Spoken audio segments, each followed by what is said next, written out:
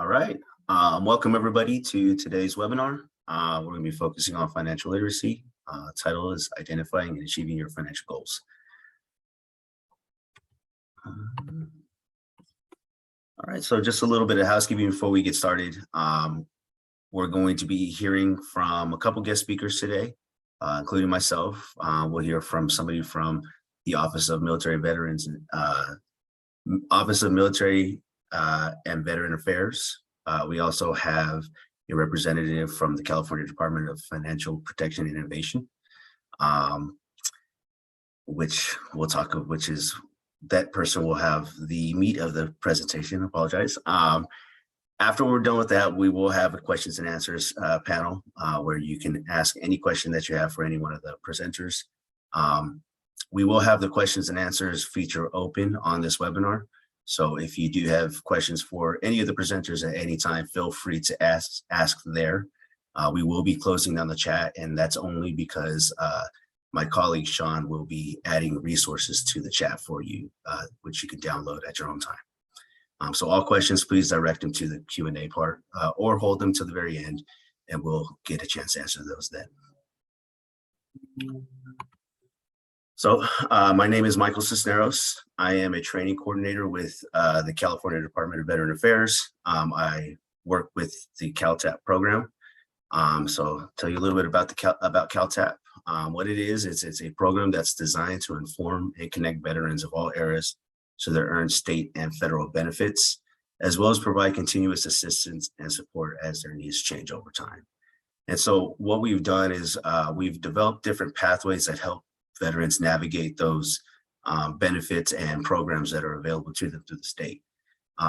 Those pathways are an entrepreneurship pathway, an employment pathway. We have an education pathway. There's a core curriculum pathway of benefits and programs that don't fit into those topics that I just mentioned. And then we have a service provider pathway. We don't really talk about the service provider pathway too much, but if you do have anybody within your community or family members that do want to work with veterans, feel free to send them to our website to check out that content. Gives information about how to actually work with veterans, how to understand veteran culture, veteran experiences, just stuff like that. So check it out if you have the time. This is the California Veterans Resource Book. This is what I like to say, it's like gold for veterans. So whatever we talk about when it comes to education, or not education benefits, but benefits in general, programs, resources outside of the state, that can all be found in this book. So my colleague will throw a link in the chat for you to download this book, to have a PDF copy on your phone or on your computer. You could also find it on our website, or if you need a hard copy, you could go into any county veteran service office and pick it up there. This is what our website looks like, calvet.ca.gov. If you want to know more about the CalTAP program or check out any of those pathways, you can always click on that CalTAP banner in the middle of the screen. It will take you to a pathways page that looks like this. For the example, we'll go ahead and click on the core curriculum pathway. It will take you to a modules page. Here in this module, on this modules page, you will find information about the VA healthcare system, claims and compensation if you're looking for that information. There is a module on financial literacy down at the bottom, which you can't see right now, but it is there. And if you're just kind of curious about what benefits are available to you, you can always just click on module number 5, California benefits. So what are those benefits? The 3 main ones that are offered through Calvet are the college tuition fee waiver. You can also get the word veteran printed on your driver's license. And then there's a motor vehicle registration fee waiver. College tuition fee waiver is good. It waives all tuition and fees at any state-funded school, so any CSU, UC, or California Community College. The word veteran printed on your driver's license just makes it so that you don't have to carry around a DD Form 214 in your back pocket anymore. There's a lot of sensitive information on it, and you don't want that getting lost. And then your motor vehicle registration fee waiver, that's where any veteran that does have a 100% disability rating and your disability has to affect your mobility. If that's the case, then you do have a chance to get your registration fees waived. Other benefits that you can take advantage of living here in California with your veteran status, you get a reduced fishing and hunting license if you're looking for that. You can also enter into state park passes at no cost. We also have tax programs that help our disabled veterans with businesses or disabled veterans who own property. We don't really talk about those too much, but if you are interested in those programs, we definitely recommend you reaching out to your local county tax assessor, and they can let you know more about eligibility requirements and how to get started with those processes. These are the different divisions that fall under our department. So CalVet, California Department of Veteran Affairs, the Veteran Services Division, which is what CalTAP's part of. We also have a division that focuses on home loans, which is different than the VA home loans program. We have a program that focuses on our women veterans and minority veterans. These programs offer information, advocacy, outreach, and support. And then we have the division that works with our cemeteries, our state cemeteries, which are different than the federal VA cemeteries, and our homes for long-term care. So we have 7 different homes here in California that focus on long-term care for our elderly veterans. And if you're interested or you're looking for services like that, feel free to check out our website to know more about that. Continuous support, if you want to provide your non-DoD email to CalTAP or send it to CalTAP at calvet.ca.gov. That's how we put you on a mailing list. You can get our monthly newsletters that are focused on different topics every month. You can also go onto My Calvet and register on the homepage or visit our social media sites. And another way is also taking the survey. So this is a QR code for the survey. The link is there also. It's not necessary, but if you did want to take it and let us know what we did well today, what we could work on for the next time, it would definitely help us out. And also by doing that, we will put you on our mailing list as well. This is what our website looks like. At the corner, you can find the My Calvet registration link or the login link, depending on if you already have an account.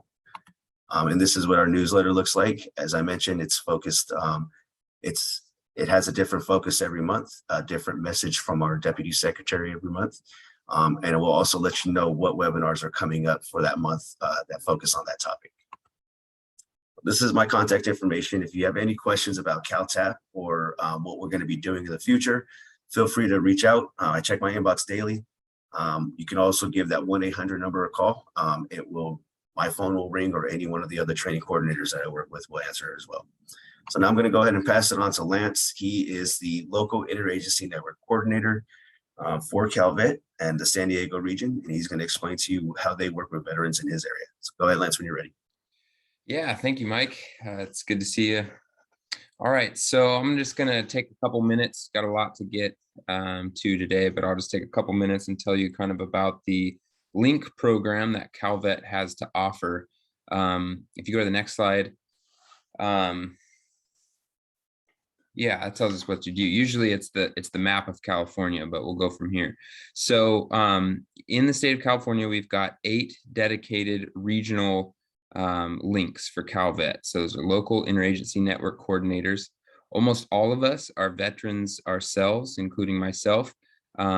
One was a lawyer who did a lot of work previously in the veteran space, and another worked for a different government agency before coming over, but is very connected in the veteran world as well. And our purpose is to really provide outreach to the service members, veterans, and their families at the local level. We make a lot of referrals with our networks that we establish. So each one of us gets to know our region and the different veteran organizations, whether they are governmental, whether they are nonprofits. And then we work together with those to make referrals and make sure that everybody, in the area knows what's available to them and what kind of things, what kind of services and help they can get. We also assist with local emergencies, which is, an unfortunate part of our job. But when we have the huge fires, typically, if enough people are displaced, they'll set up these local assistance centers. And the links will go out to those local assistance centers and help any displaced veterans, work out the issues that they're going through. We also provide leadership and advocacy to the local communities. And this looks, very different depending on what region that you're in. But next slide. Here's the map that I was looking for. Okay, so this kind of gives you a better idea of what each region looks like. You can see that they are not broken down equally geographically. These are actually the FEMA disaster relief zones, and it's based roughly on population. So you can see some of them are very small, like Orange County, and some of them are extremely large, like the North Valley Link Coal, who goes from the Nevada border all the way over to the Pacific Ocean, down past Sacramento and up to the Oregon border. So he does a lot of travel around that area and works with a lot of these rural veterans. Down here in San Diego, the job looks a little bit different. We've got 8 military installations here. 1/3 of the population in San Diego is actually connected in some way to the veteran community, whether they're active duty, a veteran themselves, or a family of a veteran. So we have an extremely robust veteran network and community down here. I do a lot of work at the military bases doing programs like this CalTAP 360, but at the bases, and helping those transition out of the military and into the civilian world. So no matter where you are in California, I'd make sure that you would get that email that you see there on this list. You can take my information down at the bottom and I can get you to your link as well. But these are great resources to have in your back pocket, because even if you're not sure if there is a veteran service provider in the area that you're looking for, assistance or whatever it might be, the link is your best shot of finding out if something like that exists in your community. Next slide. And this is just kind of a slide to go a little bit more into detail and maybe some examples of how a link can help you. But whether you're working with EDD for employment and training, or trying to get benefits, VA compensation, that kind of stuff through your county veteran service office, or getting healthcare through the VA, the link is going to also have a lot of great contacts at each one of these organizations. So during the pandemic, a lot of veterans were calling EDD about unemployment insurance, and being on hold just like everybody else for hours and hours and hours, if not days. And we had a lot of veterans come to the links, and a lot of the links knew EDD reps that work specifically with veterans. We knew backdoor, side door numbers that could really get the veterans into talking with somebody. And the same goes for if you're having trouble with a county veteran service office. We can reach out at the state level and say, hey, is there any way we can get this veteran in ASAP and get them help? And same with a lot of veterans who might be having trouble with VA medical appointments, that kind of stuff. Most of us know the directors, or in a meeting with the directors once a month, and we can reach out on your behalf and just kind of check in and see what we can do kind of there. So next slide, I think, is just my contact information. Feel free to reach out to me anytime, whether you're in San Diego or not, but I can always get you over and refer you to your area's link. And I hope you have a great day. Thanks for coming to this webinar. And I think I pass it to Tim Matthews, who happens to be the San Diego County Veteran Service Office, and one of my favorite Marines. Thank you, Lance. Good morning, ladies and gentlemen. Thank you all for being here. There is so much information for you all today, and I hope you take advantage of this. Again, my name is Tim Matthews. I'm the Veteran Outreach Coordinator from the Office of Military Veteran Affairs. Another name for our office is the County Veteran Service Office, and the types of things that we develop and go through. And I'm going to talk a little bit briefly about the roles and responsibilities of primarily what we do.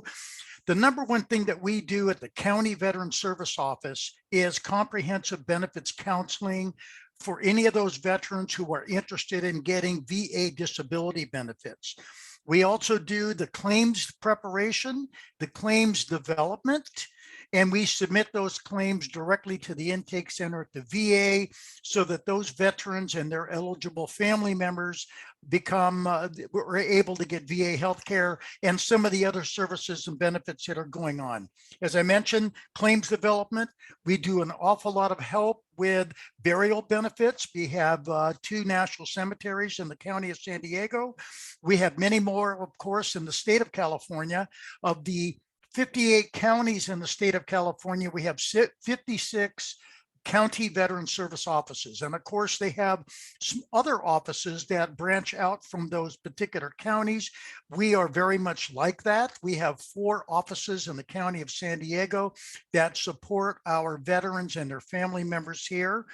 Also, one of the other services that we provide are records requests. A veteran will often contact us and say, gee, I need to get my medical treatment records, or I'd like to get access to my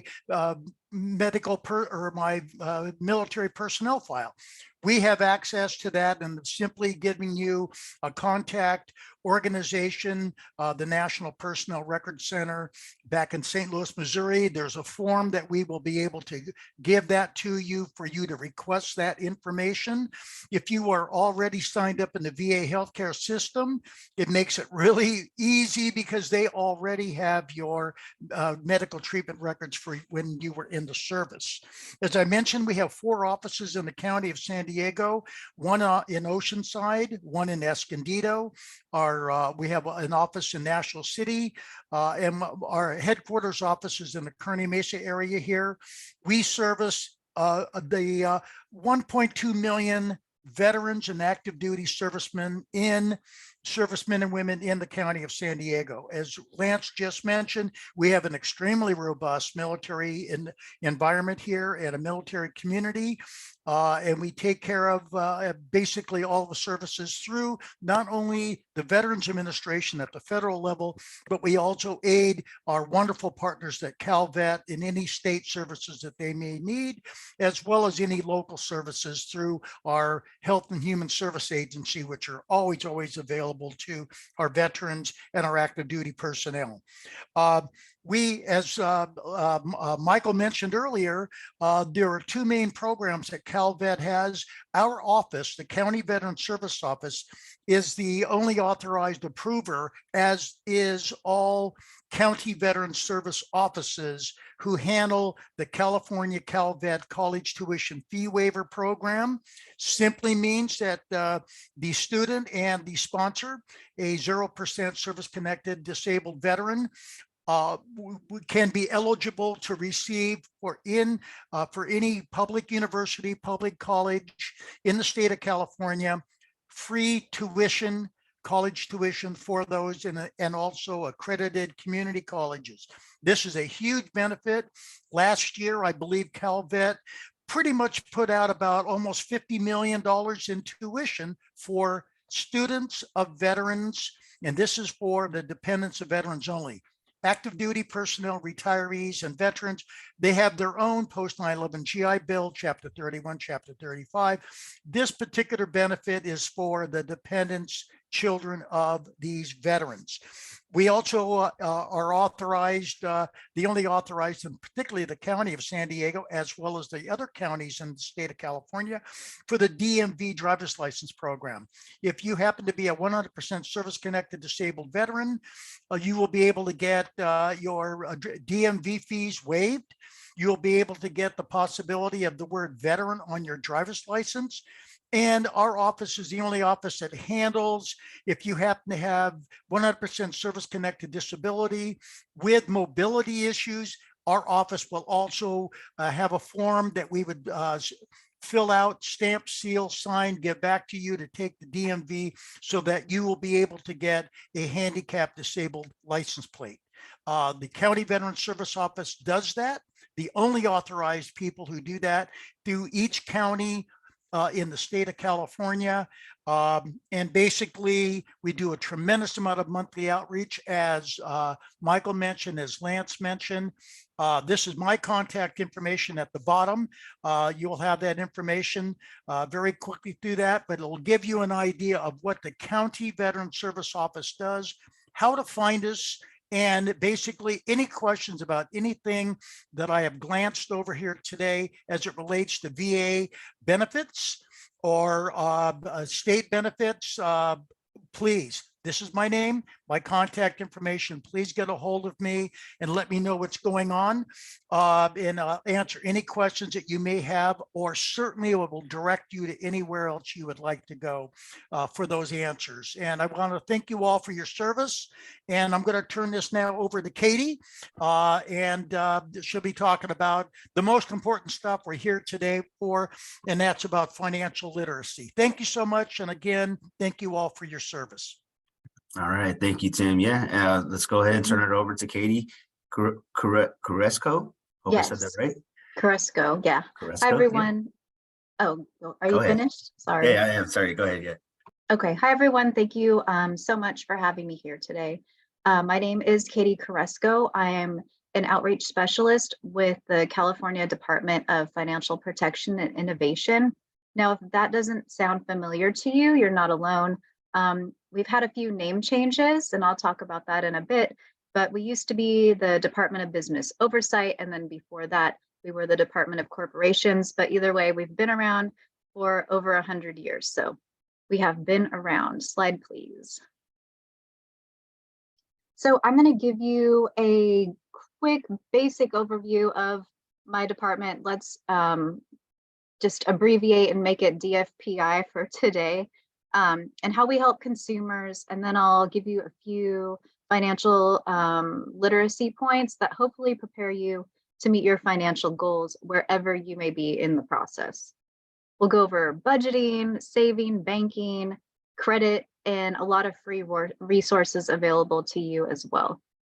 These slides will be available to you afterwards, so don't feel like you have to write everything down. And if you have questions, I think we'll be taking those at the end, but you can go ahead and put them in the Q&A, and hopefully we can get to those later. Slide, please. So our work at the DFPI, our main focus really is consumer protection and education. We want to make sure consumers understand financial products before they purchase them. We want to make sure that they know their rights and help them becoming victim of financial fraud. That is number one. And it's especially the most vulnerable population. And unfortunately, you all fit into one of those categories. It could be seniors, students, military service members, active or veteran, and also new Californians as well.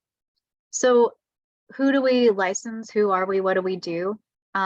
We license and regulate basically anyone selling a financial product in the state of California, or company or individual. This can range from state chartered credit unions and banks. Let's see, investment advisors, money transmitters. So whenever you're sending or receiving money, think about PayPal, Venmo, anything like that, Western Union, mortgage servicers, payday lenders, car title places, the sale and offer of securities and those broker dealers, student loan servicers, and now even debt collectors, and cryptocurrencies and assets. So many more. You can find a complete list of those on this website at the bottom. But don't worry about writing it down or going to it or even putting that in the chat, Sean. We're going to have that available on one of the last pages that I'm going to have a resource page for you. Next slide, please. So we really want you to know that we are set up and we are here to protect you, the consumer. We have a super friendly website as well as social media pages, and we're actually starting to reconfigure our website now to make it even better. We have a one-stop shop page for consumers where you can find information about what we do and how we can help, and resources we offer to student borrowers and homeowners, and basically anything crypto related. So if you want to learn more about that. There's also a calendar of events of where we're going to be throughout the state. I'm in Northern California, but there's 5 of us that travel all around. We also have financial education tips, as well as numerous publications in a lot of different languages. And of course, they're all for free, and we're happy to ship them to you for free as well. We even started a newsletter called the Consumer Connection. The address is right there, subscribe to us at. And it's fun, I actually get to write for that one, so it's really enjoyable. And it's a monthly publication where we share updates about the department, our licensees, fraud prevention. So please consider subscribing. That it's fun and we won't spam you, I promise. Now, if you're having problem with someone who sold you a financial product, or you think they may have broken the law, please contact us. We want to know about it. You can easily file a complaint against any of our licensees on our website. And we even have a call center where someone actually answers the phone. I know that's rare for a government agency. And even if you didn't come to the right agency, we can help you get your complaint or answer a question or get you to go where you need to be. So, okay, enough about us. Let's get into what we're here for and learn some financial tips. Slide, please. So financially literate. Oh, can you go back one? Back. One more. There we go.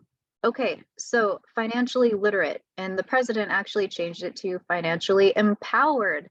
What does it mean to be financially literate? You know, what does that mean to you? Maybe throw some ideas out in the chat. Let's see what people think. One official definition that I've found, and I'm just gonna read it.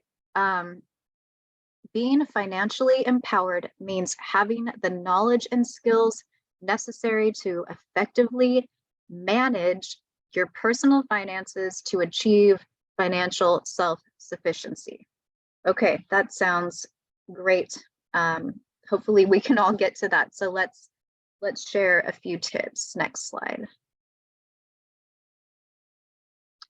So number one, oh, go back.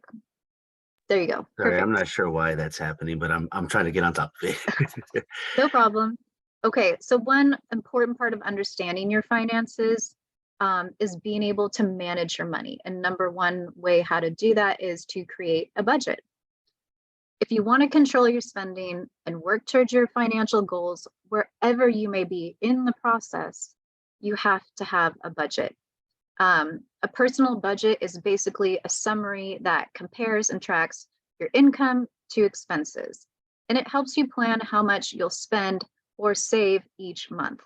Now, making a budget may not sound that exciting, but I really think no matter where you are and how much money you're making, it's always important to go back and just look at this information and try and just for a few months, look and see where you could possibly be saving.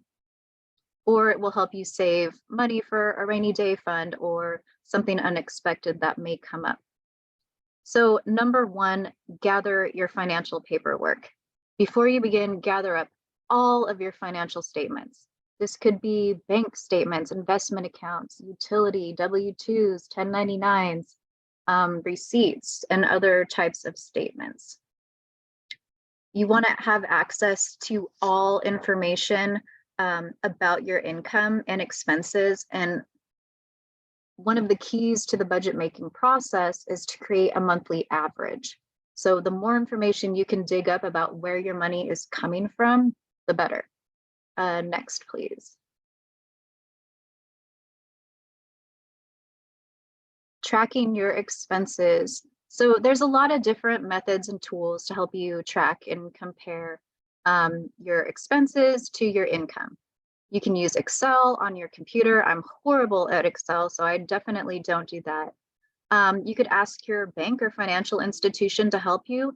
They usually have different budget sheets on hand that they're happy to give you, or they'll be available on their website. You can even just Google budget spreadsheet and literally thousands will come up. I like, this is from our own. I like it really, it's so helpful to me. I've literally sat down and thought of every single possible expense that I could think of. If you look at it, you can see what I mean. If you prefer apps, you can check out NerdWallet. I know they have a good one. I physically like to write it down. It's just easier for me to remember and to work with, especially when I go back and compare month to month. So I like to get one like this and just print it out. However you do it, just make sure that you're tracking your daily spending. So for 1 month, write down every single item you purchase. And be sure to include like coffee, parking, lunch, stuff for the kids, dry cleaning, credit card purchases, postage, right? Right now we're sending out a lot of our holiday cards. So stamps add up. I can't believe how much they go up every year. And this will help you identify exactly where you spend your money and help you reduce your spending. So next, you want to go and track your monthly spending. So some examples of that could be parking, transportation, mortgage or rent payments, insurance, groceries, utilities, entertainment, eating out, childcare, really anything. A slide, please. So then you want to list all of your income sources. Where's your money coming from? Include salaries, wages, commissions, child support, disability payments you may be receiving, pension or retirement. And don't forget about more unconventional sources too, like tips. Maybe you have a side hustle selling stuff on Etsy or eBay.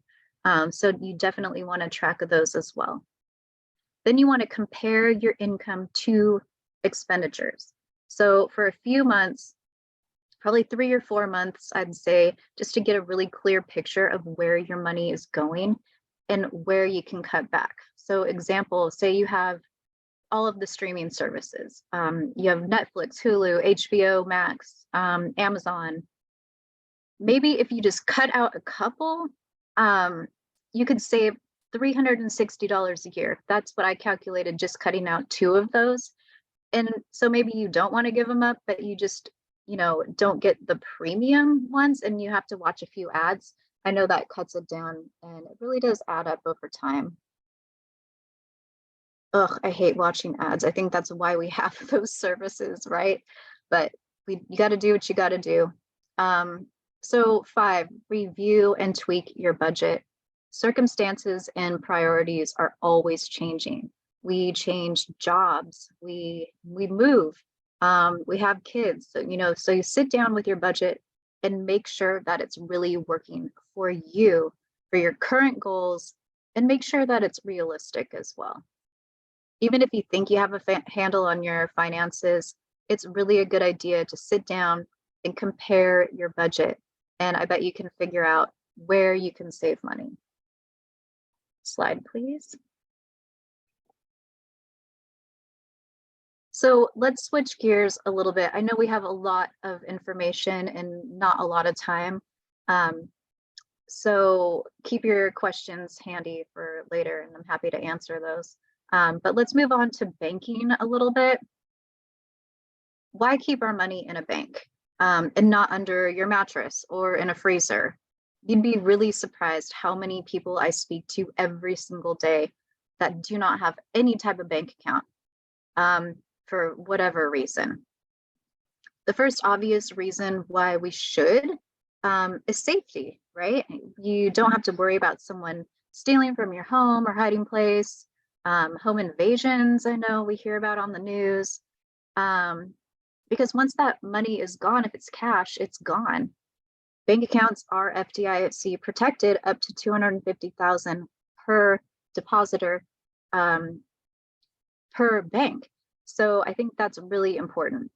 And if you have more than $250,000 in one of your traditional bank accounts anyway, you might want to consider moving it to an investment account or money market account.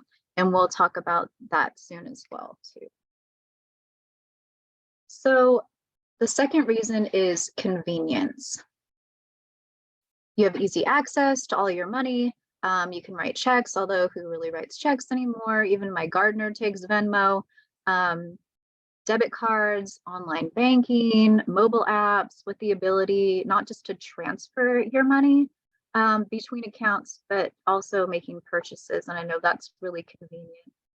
Security. I missed cost effective. Most banks offer accounts and services. So sending, wiring money, you can do that usually for free without any monthly fees or very low. So I think that's important. Security. You want to know that your money is safe and secure at the bank. And banks are one of the most secure institutions because they spend millions of dollars every year to keep their accounts secure from cyber attacks and hackers. You can use banks to plan for your financial future. Use separate savings account, to save for a specific goal or purchase. For example, most banks offer investment accounts that have investment advisors that are actually willing to help you. And usually you can just do it online. So let's talk a little bit more about saving. I'm going to start with statistics. A national poll in 2017 was conducted by CareerBuilder that reported 78% of US workers live paycheck to paycheck. That is a lot. Also, 1 in 4 workers do not set aside any savings each month.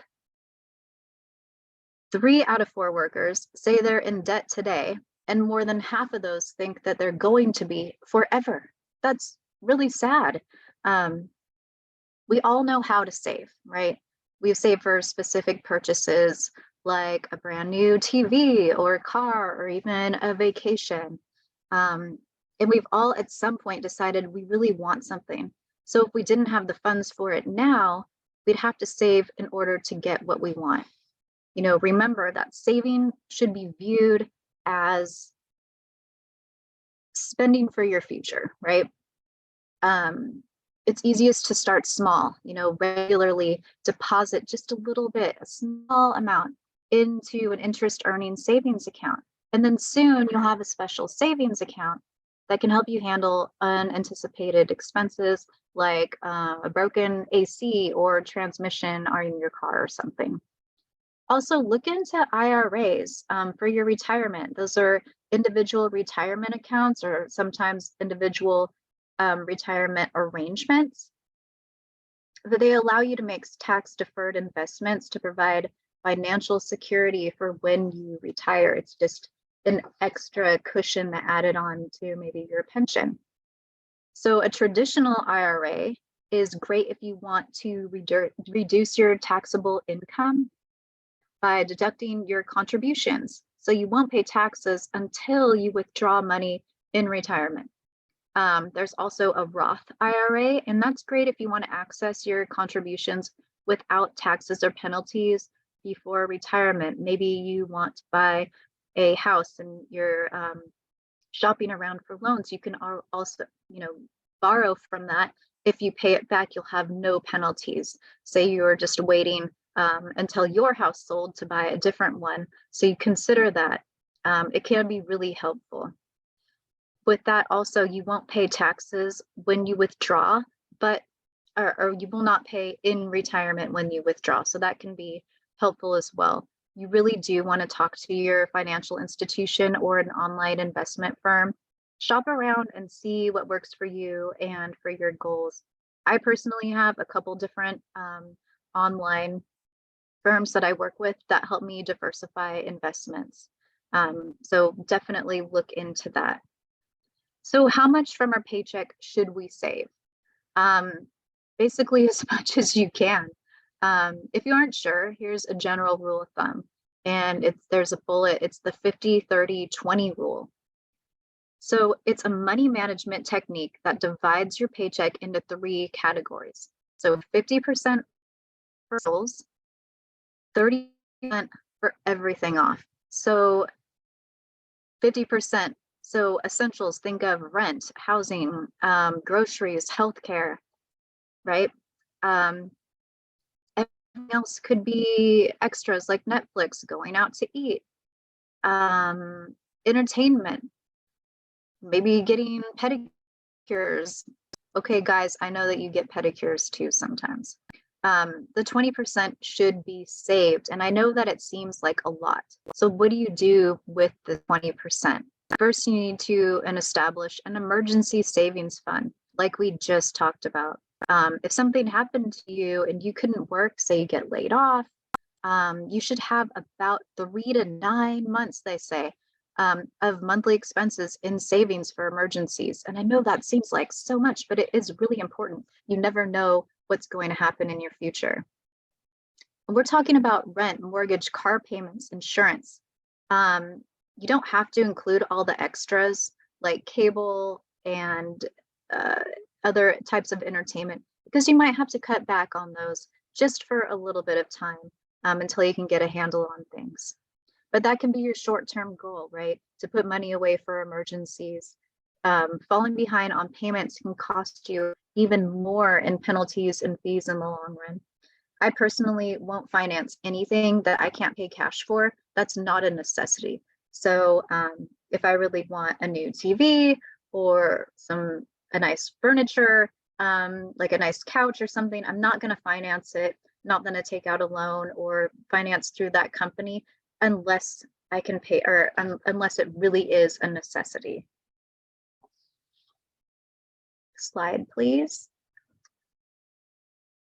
Debt and credit. Those are two subjects that go hand in hand. If you can soundly manage your debt, then you'll strengthen this and take better control of your future.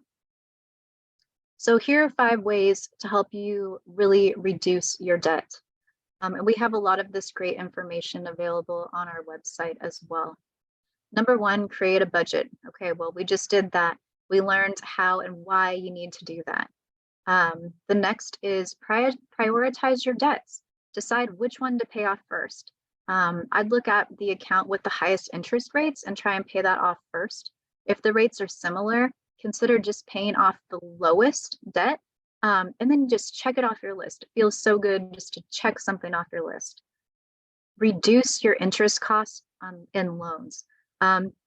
Whenever possible, try to pay off your entire monthly payment, or at least more than the minimum payment, or else you'll end up paying more in the long run, because interest, if you think about it, it's basically your fee for taking out the loan.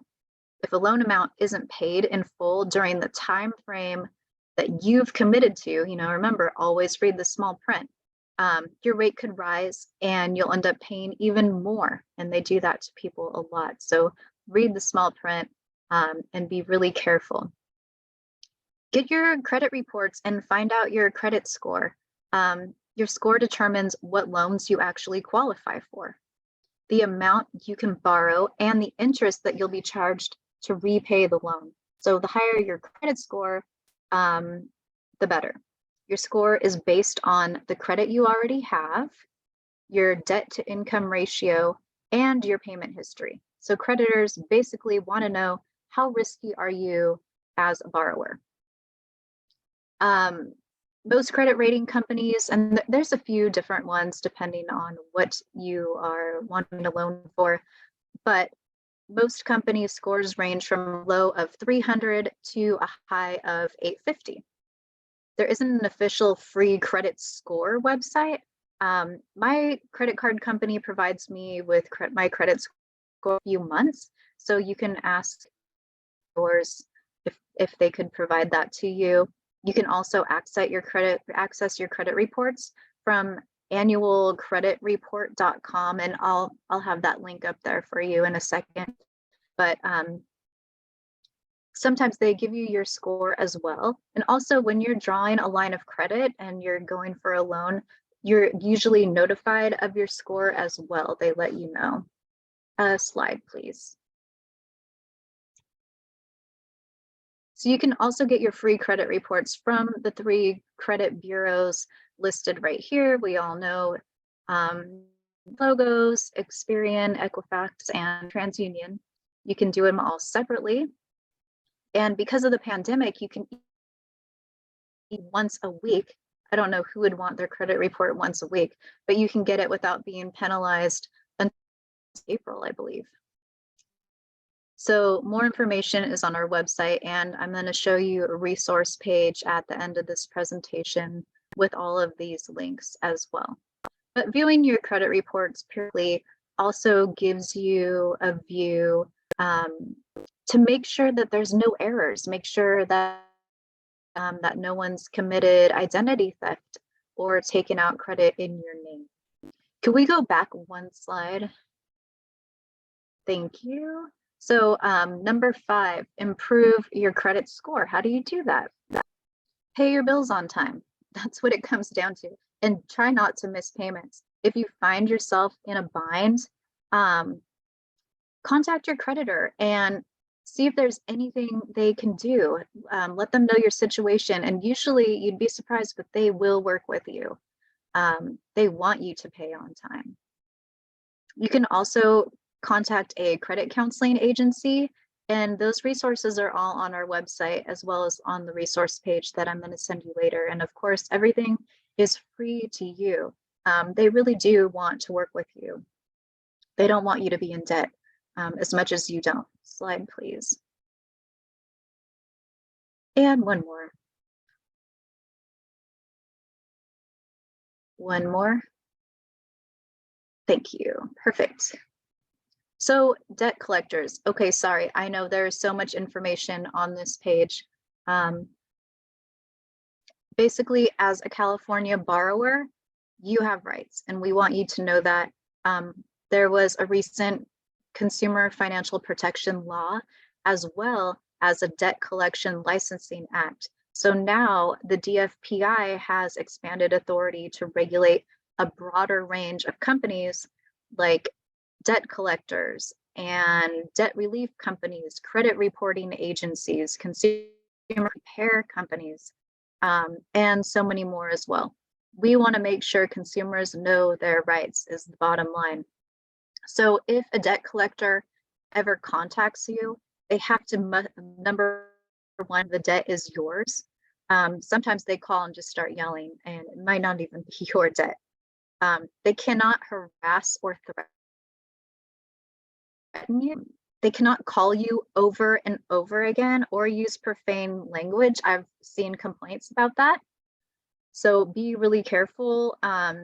Start writing things down. If you are being called, write the company down, even get a name from the person calling if you can, and keep a record of your calls. We want to know about it.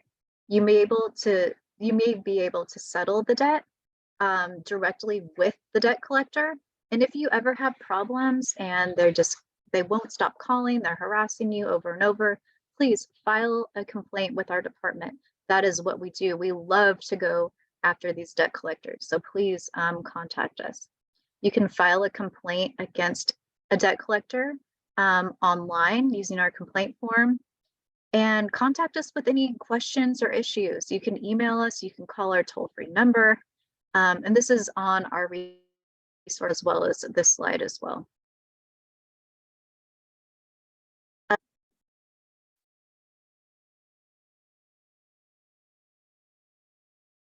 don't think it all showed up. Oh, there we go. Okay, so for updates and information, please consider subscribing to our monthly newsletter. Here's the link right here. Follow us on Facebook, Twitter, LinkedIn. We post helpful information on financial tips, current scams, and even enforcement actions against companies that break the law. I always like to see that. Here is a shortcut to our social media handles as well. Or once this presentation is sent to you, you can just click on the links themselves.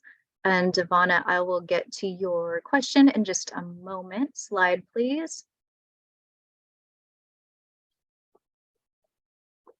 So thanks again for letting me speak to you today. I know that we covered a lot of ground in a really short amount of time, but I want to leave time for questions as well. Here's that resource page that I was talking about. So check it out. There's a lot of helpful links on here. I go to these links all the time. So put your questions in the chat or Q&A or raise your hand. If you have a really specific question about your personal situation, it might be best just to email us instead. You can email us at outreach@dfpi.ca.gov. That's right here, the last bullet under DFPI resources on the top, or you can email me personally. My information is on the slideshow as well. So, and thank you so much for your service, and please stay safe financially and generally. So I guess we can take questions now. Do you want to do that now, Michael, or wait, however you want to do it? Yeah, all right. Yeah, thanks, Katie. Lots of great information. Love hearing about this stuff, and definitely hope some people take those resources and run with them. So we'll go ahead and start with the questions and answers now. I'm going to actually bring in Sean. Sean has been monitoring that the chat and the questions and answers. So he's going to read off some of those and direct them to the representative that it needs to go to. For those of you that do have questions, feel free to put them in the Q&A section. If you're having a hard time using that feature, go ahead and raise your hand, and we can go ahead and unmute you when the time is right. But try going through the Q&A feature just because it gives us a chance to actually answer them on the backside while others are answering those questions too. So go ahead, Sean, when you're ready. Thank you so much, Michael. And the first question that we have is directed towards Katie, and it's regarding tracking your expenses in spreadsheets. What is the name of one of the programs or tools that you would recommend that's free or low cost to track your expenses? Try going to our website. We have something called, it's just called the budget worksheet. And I actually created that. I mean, literally me and one other person sat down and thought about every single possible expense you could name. So, and it's pretty much up to date. Although it might have our old name on it, since the new department is quite new, but I think that's a great one. There's one at the Financial Protection Bureau. And then just, I mean, really just Google, and so many will pop up, and just see which one might work best for you. That's awesome. Thank you so much. The next question coming in is, having a daily planner possible? Can I pay someone to do that for me? I'm sure you can. You may not need to. If you just bring something with you, even maybe try a mobile app, so it's really easy just to mark off what you have. The next question coming in is about financial advisors, and they're asking if you recommend any financial advisors. Is there any that you feel are good? I can't do that, but there's so many online. You really just have to shop around for yourself. I wish I could tell you more specific, but you can always call our toll-free number or do a broker-dealer check on our website, and it will show you if anyone has complaints or enforcement actions against them. That might be helpful, or just let the representative know what you're shopping around for, and they may be able to help you a little bit more. But there are so many different types. I wish I could give you specifics, sorry. The next question coming in is, what do you think of IUL versus IRA? I don't know. I don't know. What's IUL? I'm not familiar with that. Individual. Yeah, whoever asked that question, feel free to raise your hand if you want to elaborate on that. We could go ahead and open up your mic if you want to ask that question that way.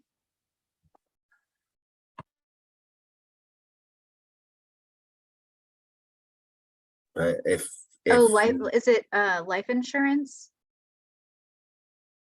Yes, it's just in the Index Universal Life. Thank you for allowing me to speak. It's called the Index Universal Life. I've seen this on Forbes, and it says it's replacing the new, it's called the new IRA. So I didn't know if you had any knowledge on this or any advice. I really don't. The California Department of Insurance would probably oversee most of those types of companies. I don't have much information. Just to make sure that you're shopping for the right time, depending on your age. You probably don't want to do term life. Yeah, I don't know enough about it. Sorry. Thank you. Appreciate your time. Sure.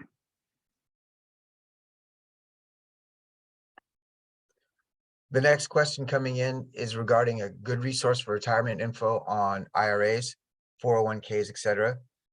Is there something you would recommend?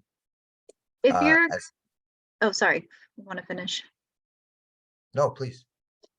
If you're currently working, check with your employer. I know those of us working for the state, we have our own, I think right now it's Fidelity, that you can have an IRA through, but you can also set up your own anytime, no matter if you're working or not. Check out Vanguard, maybe Fidelity as well. I think those might be great starting points. I know that we've had both of those for the state in the past. I'm not sure about county.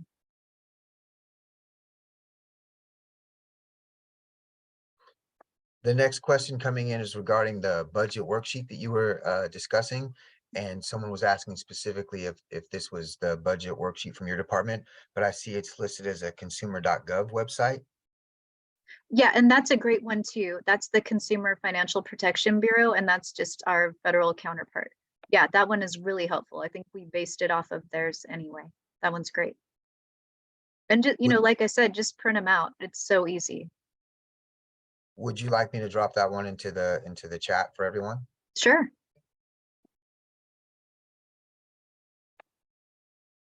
I put that in a PDF of the presentation into the chat for everyone. Great.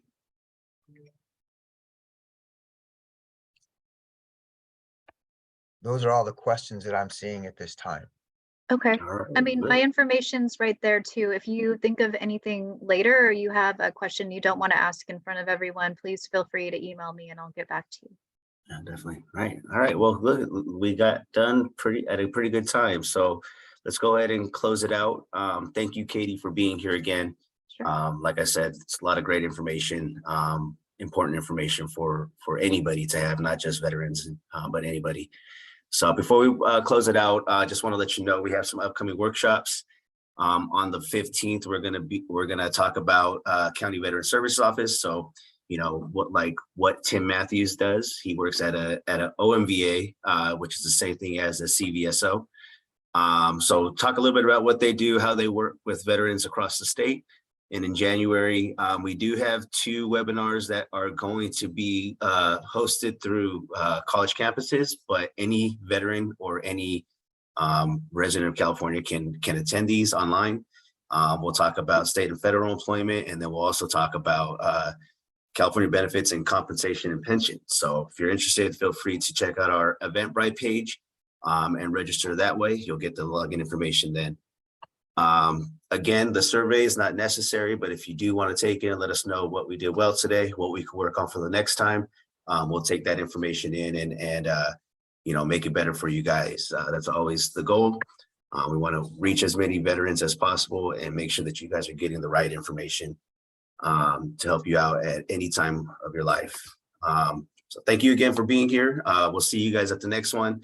Any questions, feel free to give that 1-800 number a call. Someone like me or Sean or Lance would answer that phone and help you out. Have a good day and see you guys then.